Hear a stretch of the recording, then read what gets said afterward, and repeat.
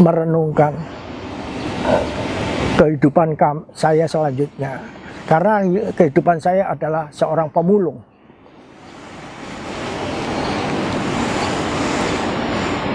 Jadi hanya satu pegangan saya, harapan saya.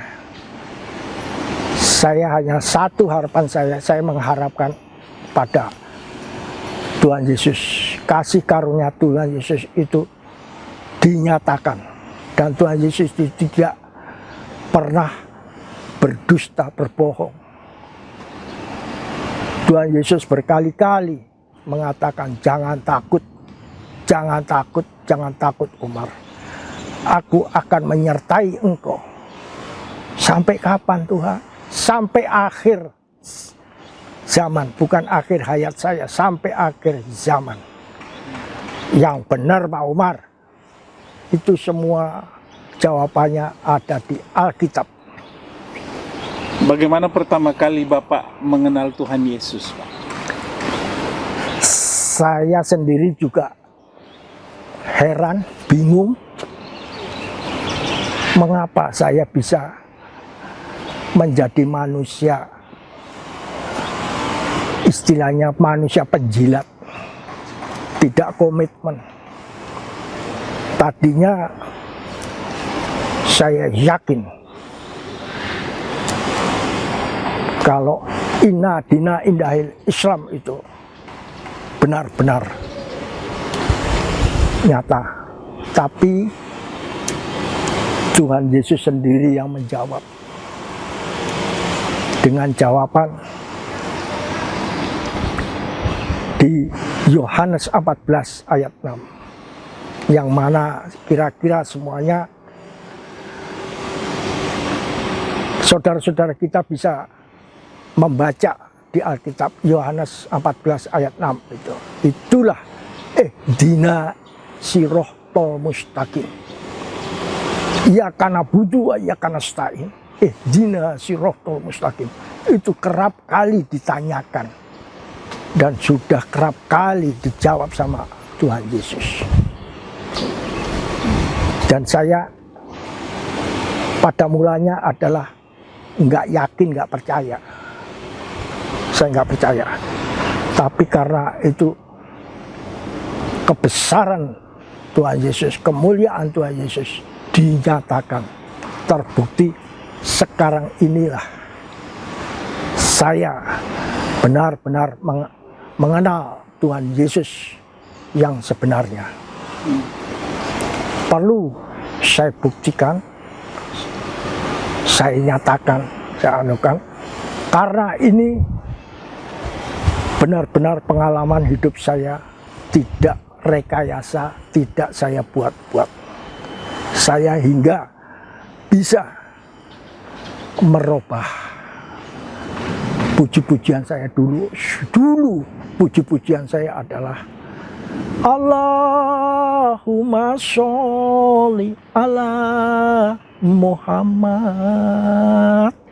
ya Rabbi sholli alaihi wasallim subhanallah walhamdulillah la ilaha illallah wallahu akbar la haula wala quwata illa billahil azim.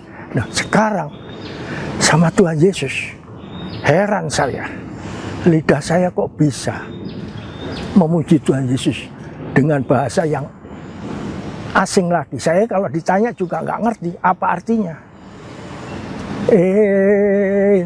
Into my heart, into my heart, come in to my heart, Lord Jesus. Mar, artinya apa? Nggak tahu saya. Itu semua yang nyetak, yang membuat itu Tuhan Yesus sendiri. Saya kalau ditanya artinya juga nggak tahu, tapi saya bisa buktinya. Come in today, come in to stay, Come into my heart, Lord Jesus. Ahlan wa sahlan, ahlan wa sahlan, marhaban ya Allah ya Jesus. Subhanallah walhamdulillah, la haula wala quwata. Amin. Artinya juga sama semua, tapi saya nggak tahu, saya kurang bisa. Nah, inilah kebesaran Tuhan. Tak ada yang mustahil bagi Tuhan. Apabila sudah dibukakan pintu, nggak ada yang bisa menutupnya. Dan sudah ditutup sama Tuhan Yesus, nggak ada yang bisa membukanya. Di situ. Kalau Tuhan Yesus sudah berkehendak, manusia setolol saya bisa. Saya bisa. Karena ini semua bukan karena Umar, semua karena Tuhanku yang maha mulia, maha dahsyat. Tuhan itu hanya satu kata, kun fayakun, jadi.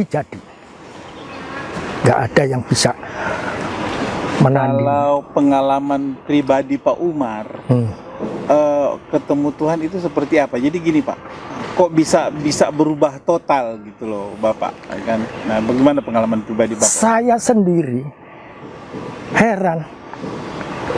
Kalau malam saya merenung, renungan saya kalau pagi juga saya merenung. Tapi kok saya bisa berubah total jadi orang kafir. Menurut mereka saudara-saudara kita, inna dina indahil Islam itu gak bisa saja uraikan, tapi yang jelas menyinggung perasaan saudara-saudara kita yang lain, Hindu, Buddha, Kristen, pasti hanya satulah Islam yang diridhoin oleh Allah. Menurut ya. Tapi nyatanya sekarang saya juga bingung. Kenapa saya bisa jadi orang kafir? Itulah. Dan saya yakin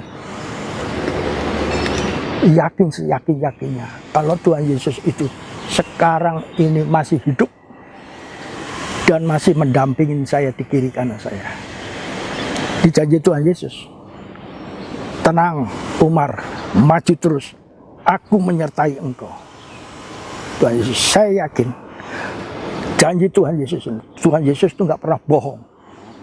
Tuhan Yesus berbicara, 2-3 orang bersekutu, aku pasti hadir. Sekarang Tuhan Yesus hadir, cuman kalian nggak bisa melihatnya, nggak tahu di samping saya, nggak tahu samping saya. Tuhan Yesus Pak ada. Dan saya berbicara ini tidak ngawur, tidak saya rekayasa. Tuhan Yesus selalu membisikin saya yakin. Ya, yang jelas untuk intinya, kuncinya untuk bisa masuk ke surga itu hanyalah ilmunya Tuhan Yesus. Apa itu? Keselamatan. Tuhan Yesus itu keselamatan. Yang jelas Tuhan Yesuslah yang sudah menebus semua dosa-dosa di dunia ini. Itu bukan pembicaraan saya, pembicaraan Tuhan Yesus sendiri. Orang ngomong itu kan paling gampang, paling pinter lah orang ngomong. Sampai orang pinter ngomong, itu labelnya, jabatannya, panggilannya, apa? Haji Jarkoni. Apa Haji Jarkoni itu? Bisa ngajar, nggak bisa ngelakoni. Jadi orang itu paling pinter kalau menasehati. Orang itu paling mudah jadi guru. Tapi untuk melakukannya. Ada ayat-ayatnya juga, bukan saya itu merekayasa. Ayatnya di mana? Di Yakobus. Apa bunyinya? Iman tanpa perbuatan pada hakikatnya adalah mati sia-sia. Paling gampang orang itu nasihatin orang, paling gampang. Teori paling mudah, prakteknya yang paling susah. Nah, saya juga bisa bicara kayak gitu. Makanya saya pun juga dinasihatin, jagalah lidahmu. Banyak manusia itu yang dosa karena lidah. Lidah itu kecil. Ada ayat mengatakan api itu kecil, tapi bisa membakar hutan yang begitu luas hanya dari api yang kecil. Itulah anunya lidah. Makanya Tuhan Yesus ngajarin semua itu yang saya bicarakan tidak keluar daripada konteks Alkitabiah. Saya nggak mau. Saya juga ngomong ini saya pertanggungjawabkan sama Tuhan Yesus. Karena kalau saya salah ngomong, segala sesuatunya itu ada upahnya. Saya dosa. Saya pinter ngomong, pinter nasihatin, tapi saya tidak melakukan. Itu tadi, upah daripada dosa apa? Rumah mewah. Enggak, upah daripada dosa adalah maut. Itu sudah kata-kata Tuhan Yesus. Sudah nggak bisa ini lagi. Makanya hati-hati dengan jaga mulut, jaga bibir, jaga lidah. Disinilah saya berbicara. Banyak mungkin amal zariah, zakat, sodakoh, infak itu harus diperbanyakin. Jadi usaha sendiri.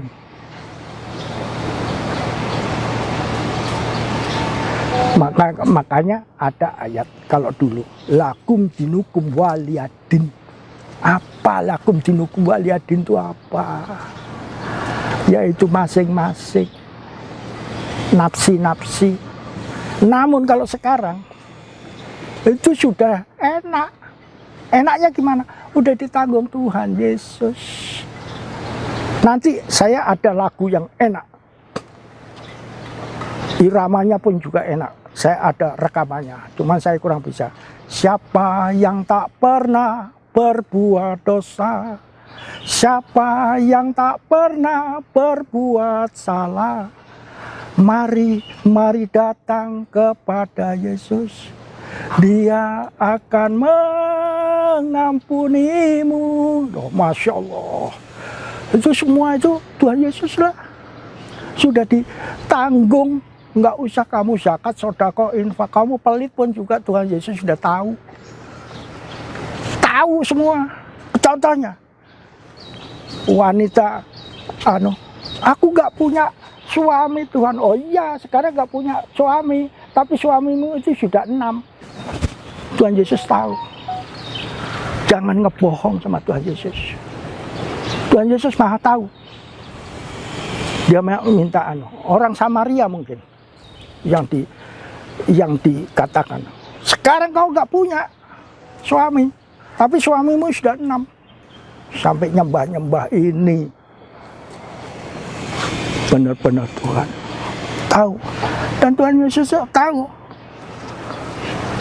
Jangan malah lagu yang nanti kalau tak bukakan lagunya enak sekali. Jangan takut mengaku salah. Jangan takut merasa dosa.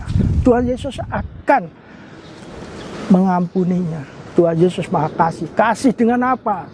Dengan kasih yang setia. Ada. Yang benar Pak Umar. Ada rekaman saya di mobil. Tadi mau saya bawa. Nih, lagunya indah sekali. Ya itu tadi. Indah rencanamu Tuhan di dalam hidupku, walau ku tak tahu dan ku tak mengerti semua Jalanmu, rencanamu aku gak ngerti Tuhan. Maumu juga gak ngerti. Dulu aku gak ngerti Tuhan. Makanya mulutku itu gak bisa saya kendalikan. Najis, haram, ikut Tuhannya orang kafir. Dulu, maaf. Tapi ku mengerti sekarang. Aku ngerti Tuhan sekarang. Maksudmu aku baru ngerti Tuhan. Indah sekali. Loh, itulah. Jadi saya itu berbicara ini bukan saya buat-buat, saya rekayasa, saya pemain drama, pemain watak, tidak. Saya berbicara ini benar-benar tulus. Saya takut akan Tuhanku. Karena apa? Banyak jawaban. Umurku sudah tua, sebentar lagi aku mati. Apa yang kuharapkan? Emang saya harapkan untuk bisa kaya? Enggak. Sebentar lagi aku mati. Dan aku sebentar lagi menghadap pengadilan Tuhan. Tuhan sendiri berbicara, jangan engkau menghakimi. Karena penghakiman adalah hakku, kata Tuhan. Jangan engkau menghakimi. Penghakiman adalah milik Tuhan. Ajaranmu hanya satu, kasih. Tuhan sampai ada kata-kata ini, saya nggak ngarang. Sehati sepikir. Ada ayatnya. Kau harus sehati sepikir dengan saudara-saudaramu. Kau nggak akan bisa masuk surga sebelum utangmu itu kau bayar lunas. Di mana ayatnya? Matius 5 kalau nggak salah. Jadi suruh bayar semua utang. Lah kalau utang, duit dari mana? Orang saya ini pemulung ya Allah. Tapi bisa. Keajaiban Tuhan itu sampai di situ. Ditunjukkan keajaiban Tuhan. Nah, tahu-tahu nemu dompet isinya itu cek semua. Cekcok. Ya. Lunas semua. Itulah keajaiban Tuhan. Jangan engkau pelit. Tuhan ada yang menyebar hartanya, nggak gembel-gembel ya. Ada orangnya, ada. Ayatnya ada. Ayatnya di mana? Amsal 11:24. Makanya saya berbicara ini tidak lepas daripada istilahnya konteks Alkitabiah. Saya kalau berbicara itu enggak karangan, enggak mengarang, enggak mengada-ada, tapi fakta aku berbicara.